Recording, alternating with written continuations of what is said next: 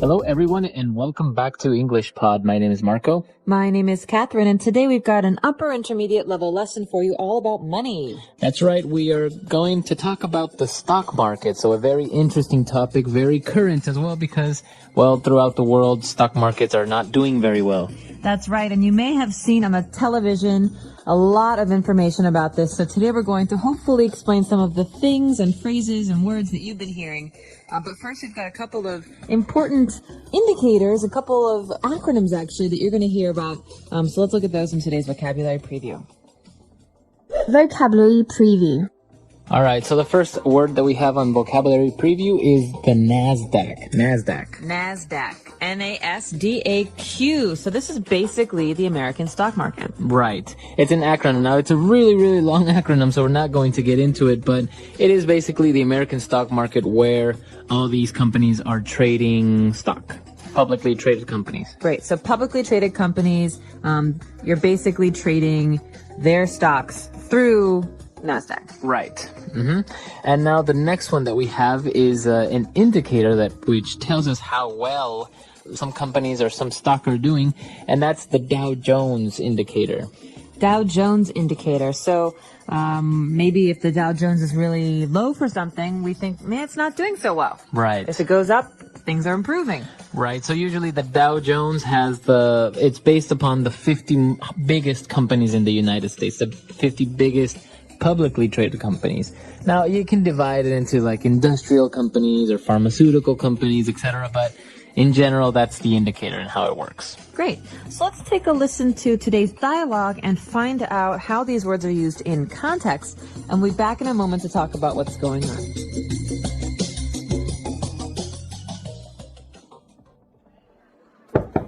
Sorry to bother you, sir, but I have some bad news. What is it? Well, the stock market just took a huge plunge, and we've lost a lot of money. What do you mean? What happened? There are many factors that weigh in, but NASDAQ is down 200 points. The Dow Jones indicator also suffered. Our portfolio is worth half of what it was worth 1 week ago. How is this possible? You are supposed to be talking to our stockbrokers and making sure that our securities and investments are safe and making a profitable return. I know, sir. We didn't expect a bull market to become a bear market all of a sudden.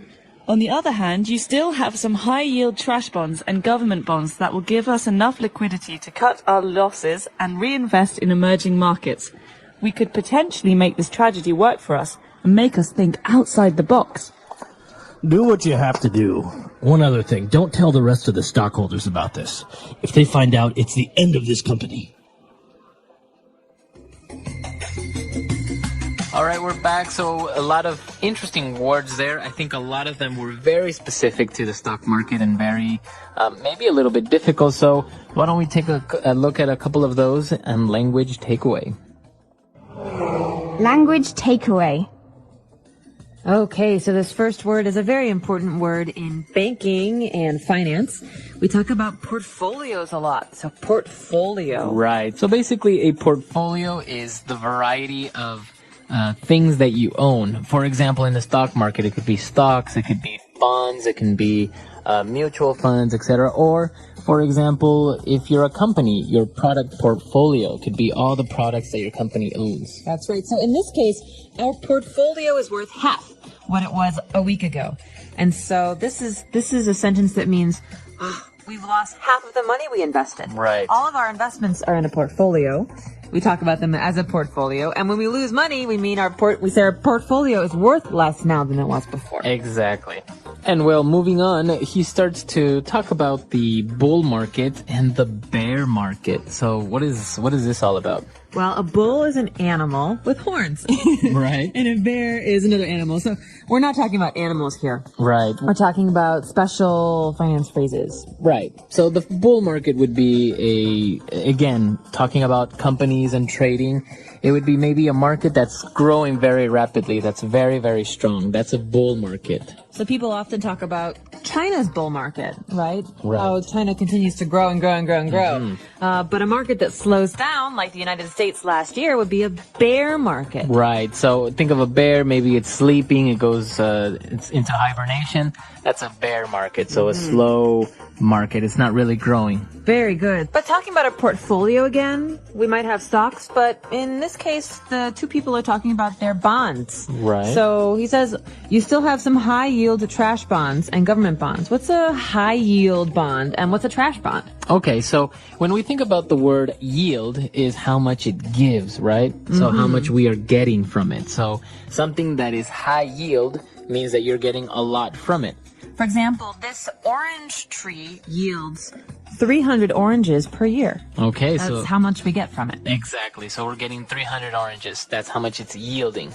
And so basically that's what yield means. So when we talk about trash bonds, this, on the other hand, it's a word that's maybe a little bit tricky, but a bond is a promise that you get from the seller that he's going to pay you back the money that you give him with interest, right? But a trash bond is a very risky bond. It means that the seller might not pay you back because, he's still trying to get all the money. All right, but a high yield trash bond means that you might make a lot of money from this bond, unless, of course, it's not very dependable. Exactly. So, It's risky. of course, since it's riskier, it has more yield. Great. So high yield trash bond. And then what about this? They will give us liquidity to cut our losses. Liquidity. We hear all about liquidity in finance. Exactly. Maybe in your company, the accountant will talk about this. And that's basically just to have money, cash in hand. So you have money to pay things or to buy things, right? Not Okay, with so it's available. available, yeah. Not with credit. The opposite of credit. Okay, liquidity. And finally, instead, what are we going to do? Let's think outside the box. We could reinvest in emerging markets. And this is a very hot topic lately, talking about emerging markets. So to emerge means to come up, right? To rise. Yeah, to come out. So it's almost like new or growing markets. So in this case, an emerging market would be, for example, the Southeast Asian market, which is growing quickly, or even you could say West African market. We're talking about places in the world that aren't established. They're not old and dependable. They're new and exciting. Right. So they're coming up. So that's an emerging market. So a lot of very interesting words and phrases. They're very related to our topic. And so why don't we move on now? Let's take a look at two key phrases on Fluency Builder. Fluency Builder.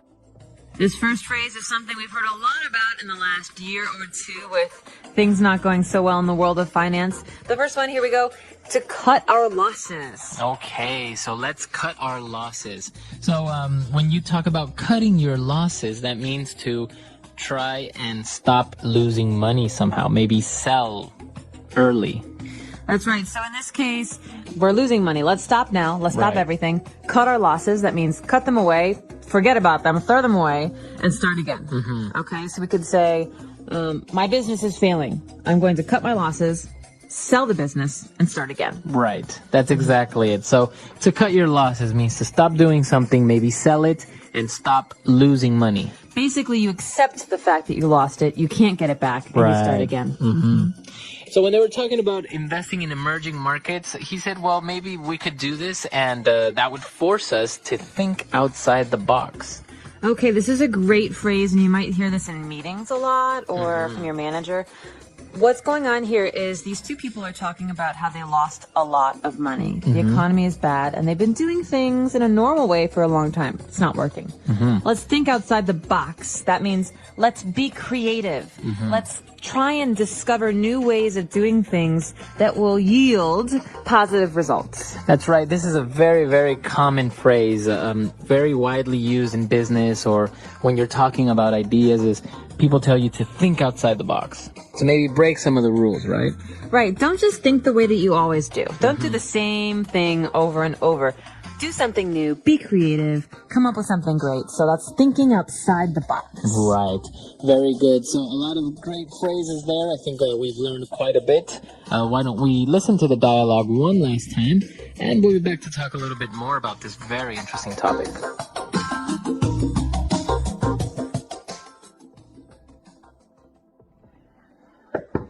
Sorry to bother you, sir, but I have some bad news. What is it? Well, the stock market just took a huge plunge, and we've lost a lot of money. What do you mean? What happened? There are many factors that weigh in, but Nasdaq is down 200 points. The Dow Jones indicator also suffered. Our portfolio is worth half of what it was worth 1 week ago. How is this possible? You are supposed to be talking to our stockbrokers and making sure that our securities and investments are safe and making a profitable return. I know, sir. We didn't expect a bull market to become a bear market all of a sudden. On the other hand, you still have some high-yield trash bonds and government bonds that will give us enough liquidity to cut our losses and reinvest in emerging markets. We could potentially make this tragedy work for us and make us think outside the box. Do what you have to do. One other thing, don't tell the rest of the stockholders about this. If they find out, it's the end of this company.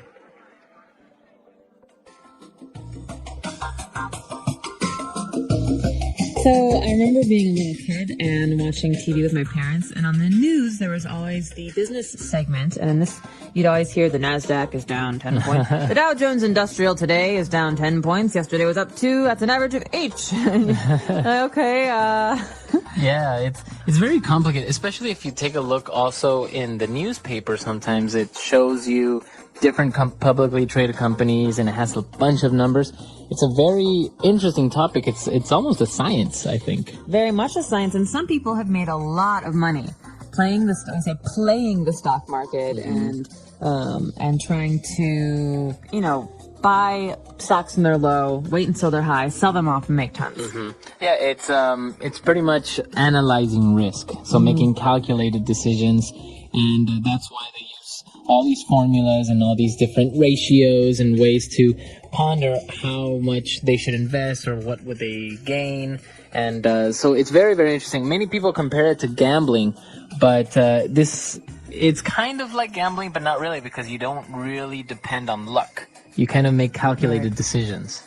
And sometimes you're trading for big companies, or even parts of big markets, like parts of entire countries. Businesses. Yeah. So a lot of people, for example, stockbrokers will invest a group of workers' retirement funds. They will take those funds and be like, hey, you're maybe getting 5% from the bank for keeping your money there.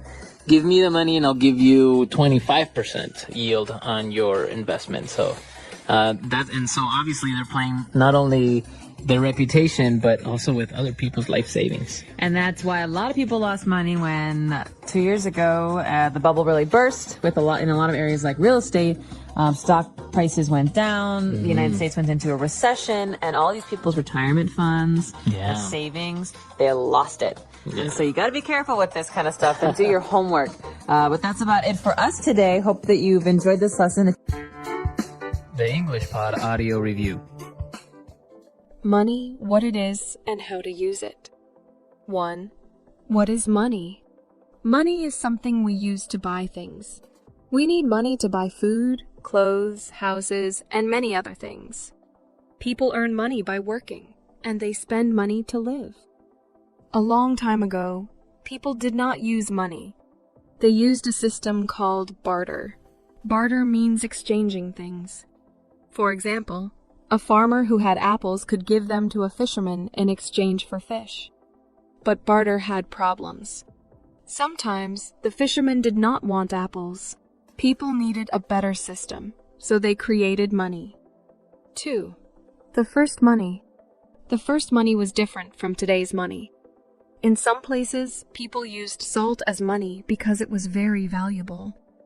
In other places, people used gold and silver to trade. Some cultures used cowrie shells from the ocean. Money became popular because it was small, easy to carry, and accepted by everyone. Slowly, coins and paper money were invented. Today, we use coins, paper money, bank cards, and even online money. 3. How do people get money? People do not find money on trees. They must work to earn it. There are different ways people can get money. 1. Working at a job. People work in offices, shops, schools, hospitals, and factories. 2. 3. 4. Receiving gifts. Sometimes family and friends give money as a gift. Money is important, but it is not always easy to get. That is why people must use money wisely. 4. How to use money wisely. Some people have a lot of money, and some people have only a little money. But no matter how much money you have, you must spend it carefully. Here are some good ways to use money.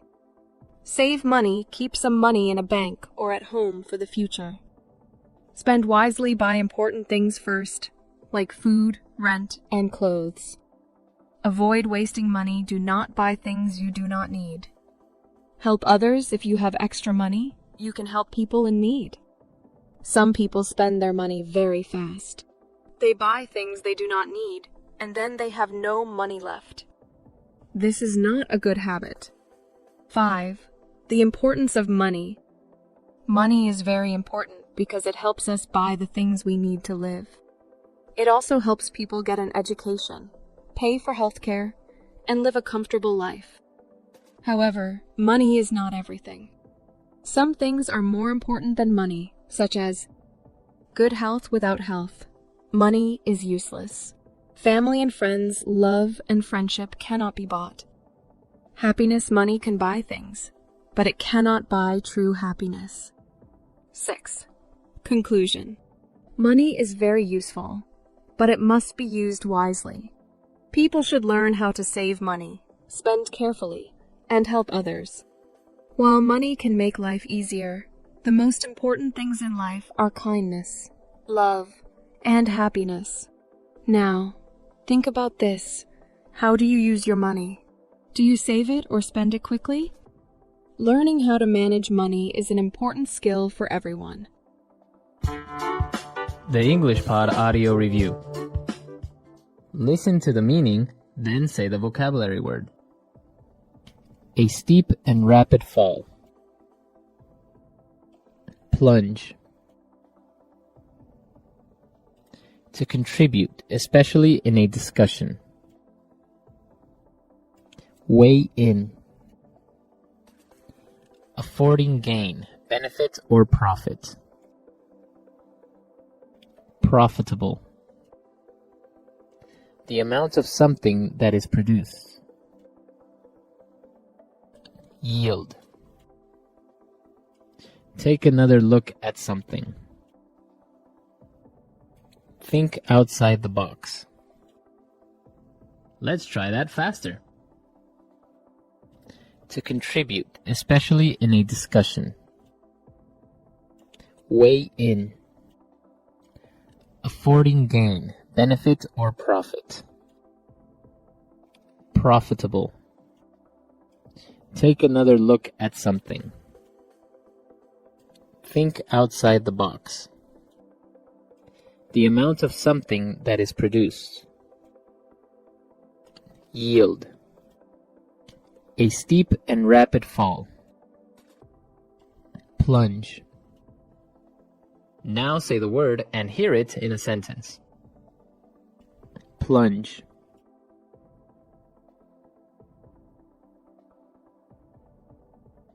The prices of houses in the U.S. took a huge plunge this month. Plunge.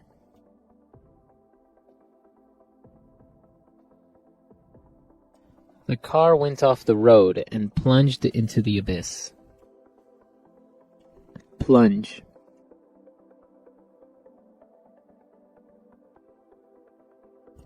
The value of our stock has taken a major plunge.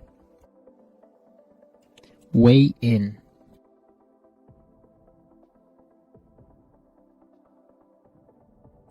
Carol usually weighs in with good ideas at our meetings. Weigh in.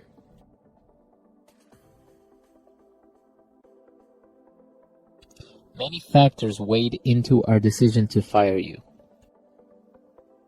Weigh in.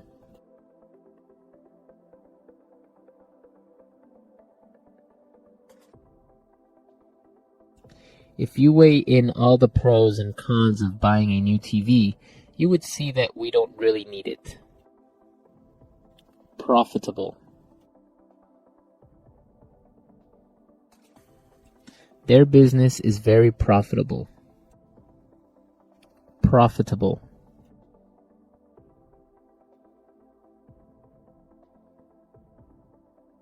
I think we can be profitable if we reduce our operational costs. Profitable.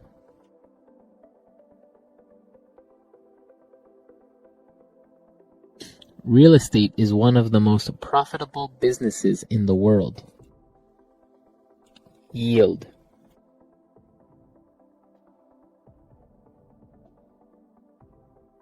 The stock you currently own yields about 10% per annum.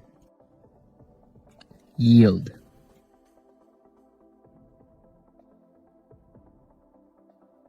I am very unhappy with the yield of these securities. Yield.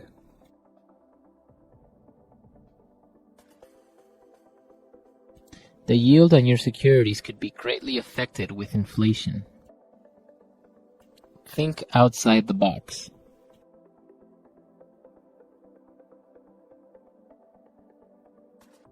When you have to solve a problem, it's good to think outside the box. Think outside the box.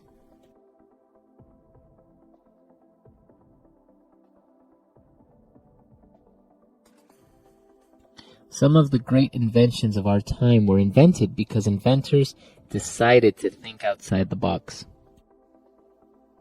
Think outside the box.